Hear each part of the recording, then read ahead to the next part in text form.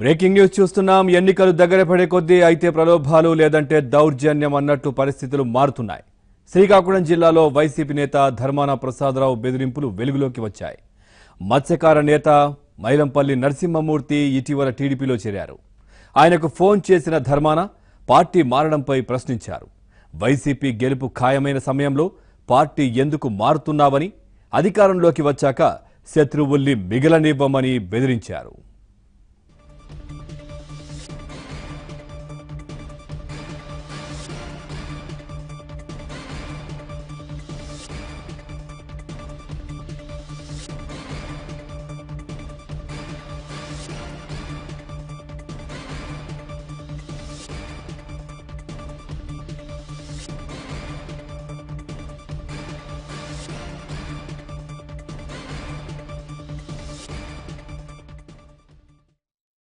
నీకు ఉండు, నీ ఇంట్రెస్ట్ అంతా చూస్తాను. కష్టకాలంలో ఒక టీడీపీ అనుకూలంగా ఉండే ప్రాంతంలో ఉన్నావు, అందుకని నీకు ఎప్పుడు అవకాశం సరిగా రాలేదు.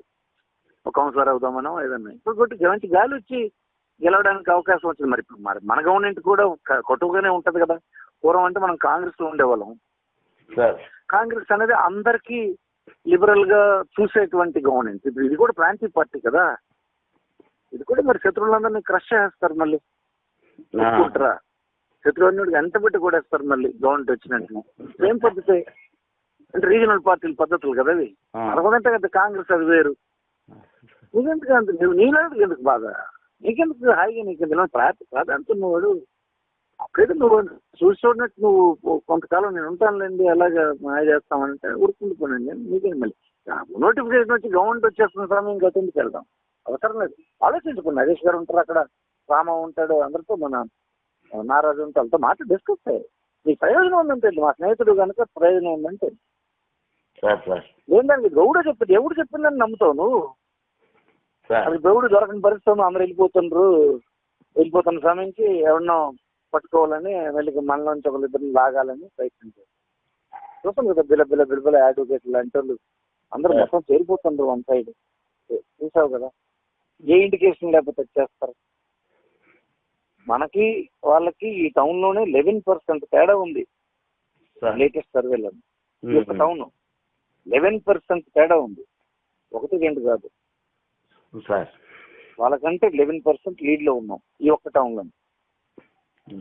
వద్దు తొందరపడక, నీ పట్ల నాకు పూర్తి అభిమానం ఉంది. కష్టకాలంలో ఉన్నామని నేను గుర్తించినటువంటి వాడు. జాగ్రత్తలే, తొందర మాట్లాడు, మనతో మాట్లాడు, ఆ తర్వాత నిర్ణయం తీసుకో.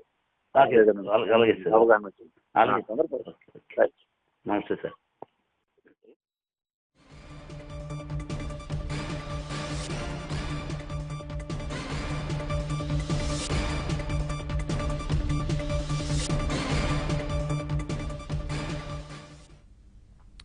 ఇక ఇదే విషయానికి సంబంధించి మరింత సమాచారాన్ని మా శ్రీకాకుళం కరెస్పాండెంట్ రమేష్ అడిగి తెలుసుకుందాం. రమేష్, చెప్పండి, ధర్మాన బెదిరింపులపై టీడీపీ నేతలు ఏమంటున్నారు?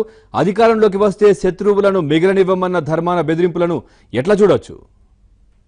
Good morning Pawan. శ్రీకాకుళం జిల్లాలో ఇప్పటికే ఎన్నికల వేడి రాజుకుంది. దీనిలో భాగంగా ఆ ప్రధాన ప్రతిపక్షం వైసీపీ ఇప్పటికే కొంతమంది వ్యక్తులను టార్గెట్ చేస్తూ బెదిరింపులు దిగుతున్నటువంటి పరిస్థితి కనబడుతుంది. శ్రీకాకుళం అసెంబ్లీ నియోజకవర్గంలో వైసీపీ తరఫున ధర్మాన ప్రసాదరావు మాజీ మంత్రి, సీనియర్ వైకాపా నేతగా ఉన్నారు. ఈయన పోటీ చేస్తున్నారు వైసీపీ తరఫున. అదేవిధంగా టీడీపీ తరఫున గుండా లక్ష్మీదేవి బరిలో ఉన్నారు. ఈ నేపథ్యంలో టీడీపీ గతంలో వైసీపీని ఓడించినటువంటి నేపథ్యంలో ఈసారి ఎలాగైనా ధర్మాన శ్రీకాకుళం కాన్స్టిట్యున్సీలో అధికారంలోకి రావాలనేటటువంటి ఒక నిశ్చయానికి వచ్చారు. దీనిలో భాగంగా గతంలో ఆయనతో పనిచేసినటువంటి అనుచరులు ఎవరైతే టీడీపీలో చేరారో వారందరికీ కూడా పర్సనల్ గా ఫోన్లు చేస్తూ బెదిరింపులకు దిగుతున్నటువంటి పరిస్థితి కనబడుతుంది. నిన్న గతంలో ముఖ్యమంత్రి ఒక వారం రోజుల క్రితం ఇక్కడ ప్రచార పర్వాన్ని ప్రారంభించినటువంటి నేపథ్యంలో కొంతమంది మత్స్యకార సంఘాల నేతలు ముఖ్యమంత్రి సమక్షంలో టీడీపీలో చేరారు. వారందరినీ కూడా పర్సనల్ గా ఫోన్లు చేస్తూ ధర్మాన ప్రసాదరావు వారిని బెదిరించడం, దాంతో పాటుగా తన అధికారంలోకి రావడం ఖాయం, వైసీపీ గాలి వేస్తుంది, ఈ నేపథ్యంలో మీరు పార్టీలు మారితే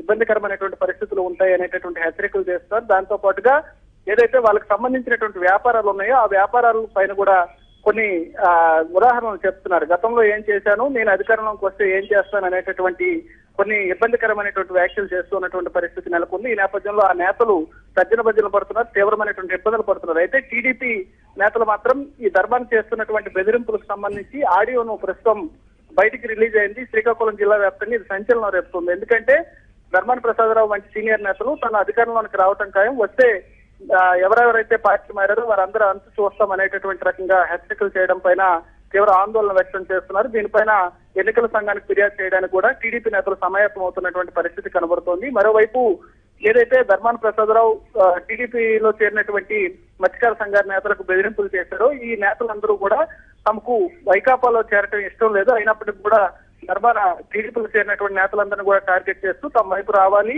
నేను ఒకవేళ వైకాపా అధికారంలోకి వచ్చి తానే ఇక్కడ ఓడిపోయిన సరైన పరిస్థితుల్లో జగన్మోహన్ రెడ్డి మంత్రి పదవి ఇస్తారు, ఎమ్మెల్సీ ఇచ్చి మంత్రిని చేస్తారు, కాబట్టి ఈ జిల్లాలో మాత్రం తన ప్రాబల్యం ఉంటుంది, ఎవరెవరైతే పార్టీ మారారో వారందరి యొక్క భవిష్యత్తులు తన చేతిలో ఉన్నాయి కాబట్టి ఇబ్బందికరమైనటువంటి పరిస్థితులు ఎదుర్కోక తప్పదు అనేటటువంటి హెచ్చరికలు చేస్తున్నారు. మొత్తానికైతే ప్రస్తుతం వైకాపా నేతలు చేస్తున్నటువంటి బెదిరింపు కాల్స్ సంబంధించి ప్రస్తుతం జిల్లాలో చర్చనీయాంశంగా మారింది. Pawan, right, thank you Ramesh.